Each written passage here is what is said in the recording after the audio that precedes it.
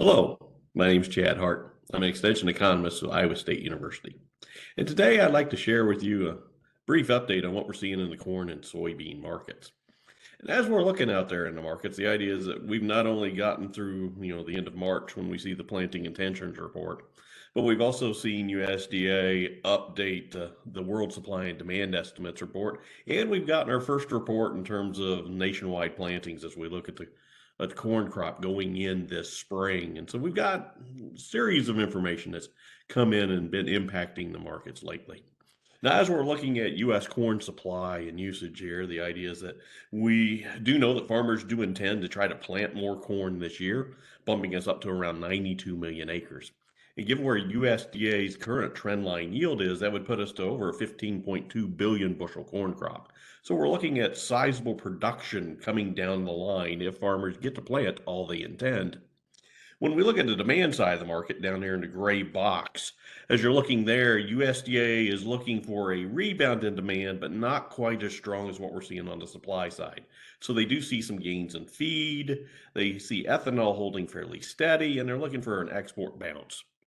But I think in order to get that export bounce, what USDA is looking for is some price, if you will, retreat there to help incentivize those international sales. Now, you'll notice as you look at the far bottom right-hand corner here, for season average price, I don't have a number in there anymore, in that USDA's had to move some of these numbers since the last time they did a price projection here. But the idea is I know that their previous one was at $5.60 a bushel.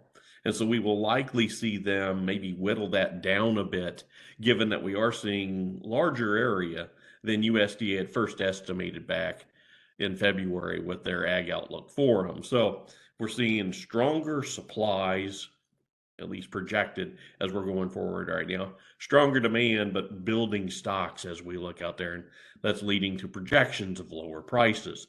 Now, as we're looking at soybean market, sort of similar tale here. Acreage came in close to what USDA was expecting, so not a lot of adjustments there.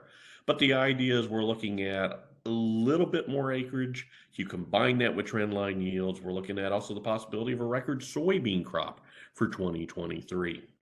And it's that same story. USDA is expecting demand to bounce back up as well, but again, not as strong as the supplies, leading to larger ending stocks and lower prices as we're looking at those projections there.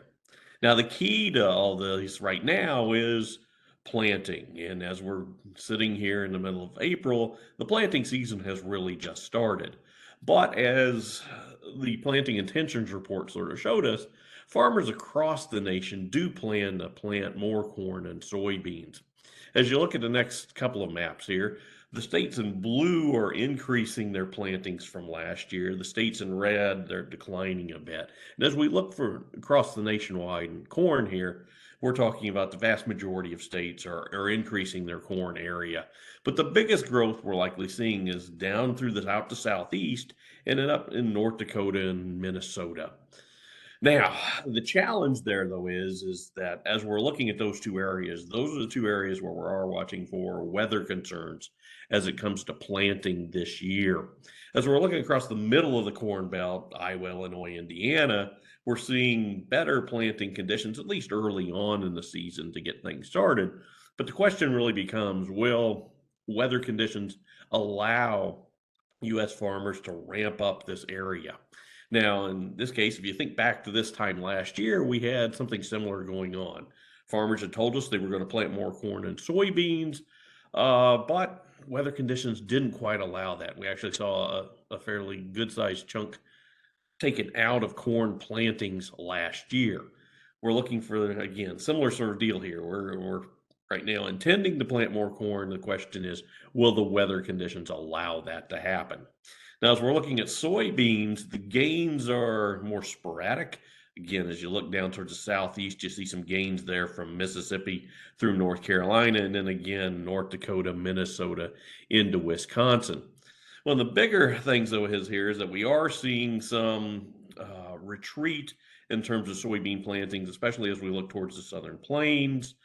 basically, anything west of the Mississippi and south of the Missouri River seems to be cutting back at least a bit here in terms of soybean area.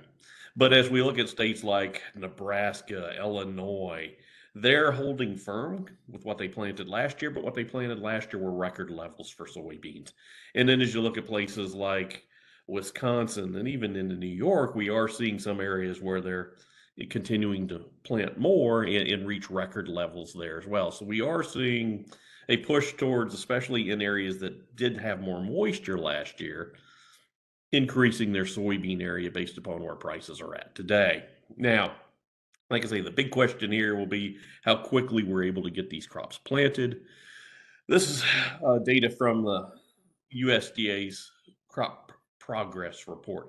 What they do is each week they give us weekly check-in on how planting's going. Now, the red line here represents what we've seen so far in 2023. And as you can see, we're very early on in the planting season, holding maybe a little bit above average as we look right now. But we think back to last year. And the idea is last year is represented by the black line here, where the darker blue line represents the 5-year average or sort of normal conditions for planting. And what you see is that for corn, really, if you will, planting really gets to run up here as we get into the last week of April and the first couple of weeks into May. That's when we tend to see about half the U.S. soy or corn crop get planted within a year. And that's where we had some significant struggles last year that did put us behind in planting. In fact, that did lead to some acreage falling out in terms of corn planting here.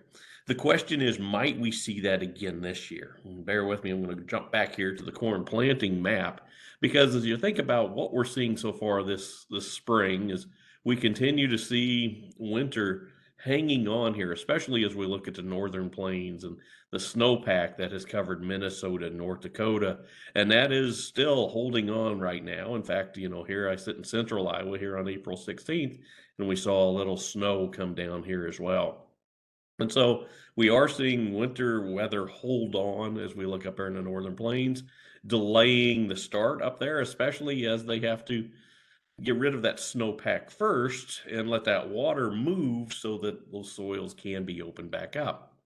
The challenge down in the southeast is more one of spring rains have come in fairly hard and consistent, and we've seen several storm systems providing a lot of moisture through the southeast, making for some soggy conditions down there that could slow things there as well. And so as we look towards the two areas where we were seeing the biggest potential for growth in area, those are also the same two areas where we're seeing the most potential for weather issues to delay things here, at least in the early part of the planting season. Now, as we're looking at the global situation here, though, the struggle has been that the U.S. crop from last year was a little bit smaller because of the delays in plantings and the drought. And we've also been seeing that drought hammering South America as well. We continue to see, especially the Argentine crop, getting smaller because of the dry conditions down there. Overall, corn supplies worldwide have shrunk over the past several months because of those problems, but we're also seeing again that demand, that usage shrink with this as well. And so this hasn't been enough to cause prices to rise as we've worked forward here since the first of the year. In fact, as we look at the soybean market, what we've seen is while the world soybean crop is getting smaller, it's still a record size crop, and that has weighed down on the market as we've moved through this spring.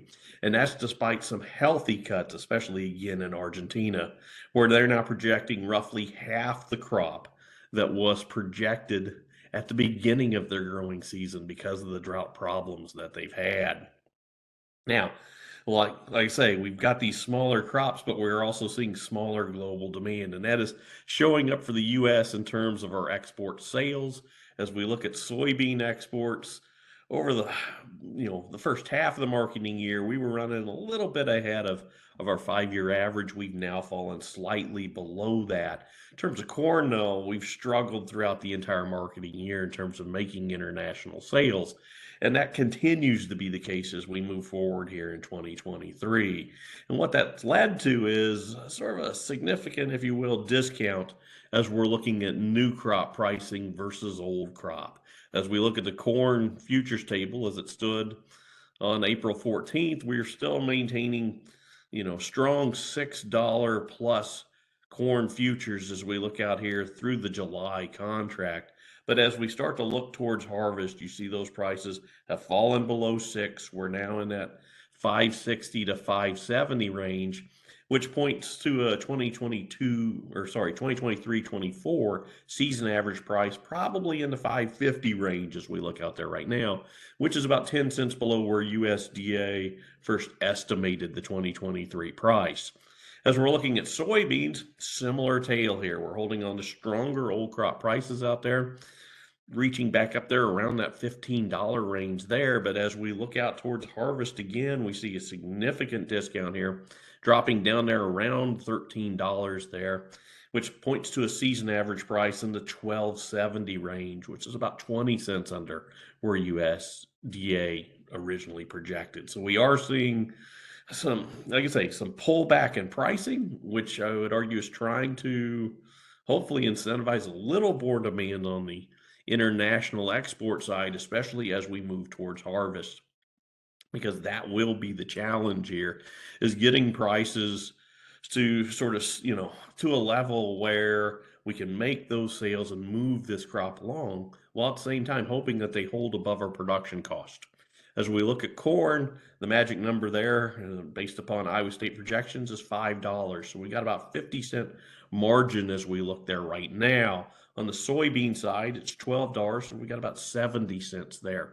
So while profit margins have been shrinking, they're still in positive territory, which bodes well for us as we enter the planting season. Well, with that, that's a quick update on what we're seeing in the markets.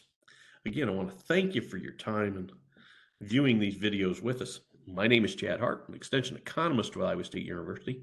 And what I hope you find as we move through the next few weeks here is that things dry out just enough for you to get out there, plant that crop, and hopefully we'll see a bountiful growing season as we move throughout the year.